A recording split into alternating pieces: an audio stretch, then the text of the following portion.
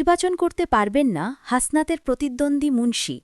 হাইকোর্টের পর সুপ্রিম কোর্টের আপিল বিভাগেও প্রার্থিতা টেকেনি কুমিল্লা ৪ আসনে বিএনপি মনোনীত প্রার্থী মঞ্জুরুল আহসান মুন্সির। তার করা লিভ টু আপিল খারিজ করে দিয়েছেন আপিল বিভাগ। ফলে তিনি নির্বাচনে অংশ নিতে পারছেন না। এ আসনে জাতীয় নাগরিক পার্টি এনসিপির প্রার্থী হাসনাত আবদুল্লার প্রধান প্রতিদ্বন্দ্বী ছিলেন বিএনপি মনোনীত প্রার্থী মুন্সি। রোববার ১ ফেব্রুয়ারি প্রধান বিচারপতি জুবায়ের রহমান চৌধুরীর নেতৃত্বাধীন আপিল বিভাগের পূর্ণাঙ্গ ও নিয়মিত বেঞ্চ মঞ্জুরুল আহসান মুন্সির আবেদনটি নাকচ করেছেন।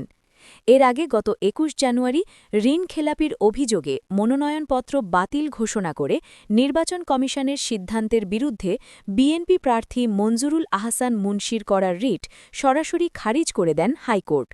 পরে তিনি আপিল বিভাগে আবেদন করেন। ঋণ খেলাপির অভিযোগে গত ১৭ জানুয়ারি কুমিল্লা ৪ আসনে বিএনপির প্রার্থী মঞ্জুরুল আহসান মুন্সির মনোনয়নপত্র বাতিল ঘোষণা করে নির্বাচন কমিশন। ঋণ খেলাপির অভিযোগ এনে মঞ্জুরুল আহসান মুন্সির মনোনয়নপত্র বাতিলে ইসিতে আবেদন করেন ওই আসনে ১১ দলীয় জোটের এনসিপির প্রার্থী হাসনাত আবদুল্লা।